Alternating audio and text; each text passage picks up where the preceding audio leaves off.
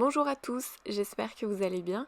Aujourd'hui, on se retrouve pour parler de la manipulation pour créer une création en multicouches de papier. Donc pour ceux qui ont vu ma vidéo sur l'œuf de Pâques en multicouches de papier et qui ont eu de la difficulté sur la manipulation, donc là je vais essayer de vous la réexpliquer, mais vraiment on va tout faire de A à Z ensemble, ce qui va vous permettre de vraiment comprendre comment ça fonctionne, et à partir de ça vous allez faire plein d'autres choses avec une fois que vous aurez compris comment ça fonctionne. Donc je vais vous montrer du coup sur quoi je suis partie. Donc ici c'est un exemple qui est dans le Design Space. C'était pour que visuellement ce soit plus parlant. Donc là moi je retourne à ma toile et j'ai choisi complètement, on va créer ensemble du coup à partir d'une image que j'ai trouvée dans le Design Space. Donc sur le côté vous avez la référence si vous souhaitez la retrouver. Donc c'est une image qui est déjà en multicouche dans le sens où elle a une image égale un calque, enfin une couleur égale un calque plutôt. Voilà. Donc je vais vous montrer avec ça ce que l'on va réaliser. Donc ici vous voyez j'ai un carré et chaque carré de couleur révèle une image, enfin un détail de l'image plutôt. Donc voilà, donc une fois que vous avez compris ce que l'on va réaliser, eh bien je vais supprimer tout ça parce que je veux pas vous embrouiller, il y a déjà assez d'informations sur la droite, je veux surtout pas qu'il y en ait trop sinon vous allez être perdu. Donc je vide tout ça, voilà. Et donc le premier truc c'est de centrer son image sur le carré blanc, donc le carré blanc qui va nous servir de base pour cette création. Donc le premier truc c'est de sélectionner le carré blanc et le dupliquer. Donc surtout n'oubliez jamais cette étape là, c'est très important.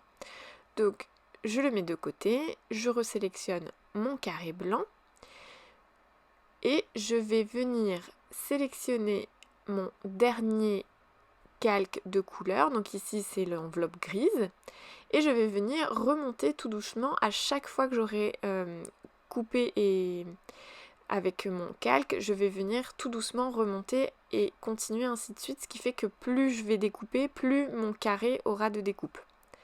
Donc voilà, donc là je sélectionne le carré blanc avec mon enveloppe, je fais couper. Donc j'obtiens un résultat, ce résultat il se retrouve en haut de ma pile. Donc le carré blanc, je le sélectionne et surtout on n'oublie pas, on le duplique une fois que c'est dupliqué. Et uniquement une fois après l'avoir dupliqué, on le met de côté. Je reviens à mon carré blanc de gauche. Surtout, vous ne bougez rien de ce qui est à gauche, c'est important que ça ne bouge pas, sinon ça va vous décaler vos découpes. Donc là, je le mets en couleur, bon, vraiment peu importe. Au début, je voulais commencer à mettre les vraies couleurs, donc j'allais chercher tout. Mais non, enfin vraiment peu importe. Pour l'instant, c'est la manipulation que je vous montre. Après, vous pourrez choisir les couleurs qui vous plaît par la suite, une fois que toutes les découpes sont faites. Donc voilà. Donc je resélectionne mon carré blanc et là je prends du coup mon avant-dernière image, donc enfin ma dernière image du coup maintenant, et je fais couper. Le résultat obtenu, je le duplique et je le mets de côté. Voilà, je recommence, enfin là je change du coup ma couleur.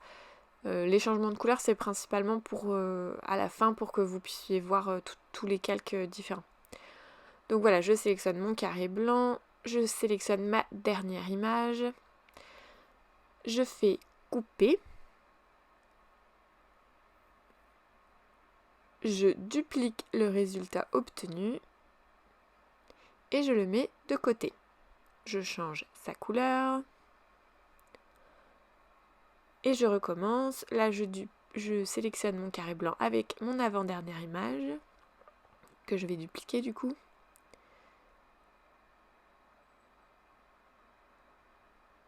Voilà, donc là, ça y est, le résultat obtenu, je le duplique et je le mets de côté. Je change de couleur. Je sélectionne pour la dernière fois mon carré blanc et là je prends ma dernière image qu'il me reste à découper. Voilà. Et je coupe. Là, une fois que c'est coupé, je n'ai pas besoin de dupliquer puisque c'était ma dernière image. Je n'ai plus de manipulation à faire là. Donc je change juste éventuellement la couleur et c'est tout. Voilà. Et je le mets de côté. Tout ce qui est à gauche maintenant, je n'en ai absolument pas besoin. Donc je vais sélectionner le tout et supprimer. Maintenant, toutes mes autres images, je fais aligner, centrer. Et là, vous avez bien toutes les découpes, tout est OK. Du coup, vous avez vos nombres de papiers nécessaires. Hein, donc une couleur égale un papier de couleurs différentes, tout simplement. Donc là, maintenant, on va faire ensemble la base de la carte postale qui va nous servir du coup de fond à cette création-là. Donc, je duplique mon carré. Je le mets côte à côte, mais aussi, c'est pas grave si ça se chevauche légèrement, au contraire. Et je fais aligner, centrer verticalement. Et puis là, je fais souder. Après, je vais dans Images. Non, pardon, dans Forme. Voilà, dans Forme. Et après, je prends une ligne de rainage. La ligne de rainage, moi ici, je la mets légèrement plus grande que mon rectangle. Ça n'a pas vraiment d'importance si elle est plus grande puisque de toute façon ce sera coupé, donc ce qui dépasse, c'est pas grave. Donc voilà, en faisant ça au moins je suis sûre que ma ligne est vraiment tracée de bout en bout. Voilà, donc surtout n'oubliez pas d'attacher la ligne de rainage et votre carré pour être sûr que tout soit fait. Donc voilà, ici vous avez tout pour créer, donc on va créer ensemble. Je vous dis tout de suite que du coup mon réglage ce sera cardstock épais pour aller avec le papier sorbet que j'ai choisi. J'adore ce papier sorbet. Il y a juste le blanc, c'est du Canson Vivaldi. Donc voilà, on passe maintenant à la création. Alors, pendant que ça se découpe, j'en profite pour vous dire que j'ai réduit mon image, enfin mon projet. Il fait 14 cm en hauteur. C'est un carré, donc pareil en largeur. Et du coup, comme ça, j'étais sûre que tout se découpait sur un tapis classique. J'ai eu zéro problème au découpage. Tout s'est super bien découpé, aussi bien ma feuille Canson que mes feuilles sorbet de chez Cricut.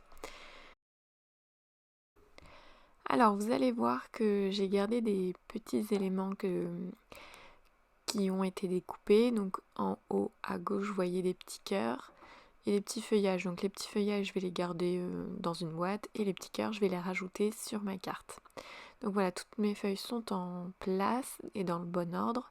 Donc je vérifie, tout est ok. Je place sur ma carte du coup. Et voilà, tout est bon. Maintenant, il ne reste plus qu'à coller. Alors pour cela, j'utilise de la Tacky Glue. Et du coup, j'ai deux contenants différents. Un avec une ouverture plus large et l'autre, mon tout petit flacon là, qui me permet vraiment de faire les tout petits détails. Donc... parce que bon, si c'était pas collé, s'il n'y avait pas ne serait-ce que des petites pointes de colle un peu par-ci, par-là, ça se verrait et ce serait vraiment pas joli. Donc j'ai essayé de pas trop traîner pour que la colle ne sèche pas trop vite. Sinon, j'avais peur que ça fasse moche. Voilà. Alors moi j'avais que ça comme colle, mais si vous avez une colle un peu plus liquide et moins... Enfin, une colle un peu transparente, je me rappelle plus du nom. Mais voilà, ça fonctionnerait tout aussi bien. L'important c'est de pouvoir prendre son temps pour bien placer ces différents papiers pour être sûr que tout soit bien calé en fait. Donc voilà, moi j'avoue que c'était pas évident parce que j'essaye de pas mettre ma tête sur la caméra pour pas cacher les images. Donc voilà, mais bon, au moins j'espère qu'avec cette vidéo vous avez réussi à comprendre la manipulation du coup sur le design space qui est pour moi le plus important et que le rendu voilà, de cette carte. Voilà, je vous laisse du coup avec le résultat. J'espère que cette vidéo vous aura aidé et plu. N'hésitez pas à me mettre un petit commentaire, un petit like, à vous abonner et surtout, belle création à vous!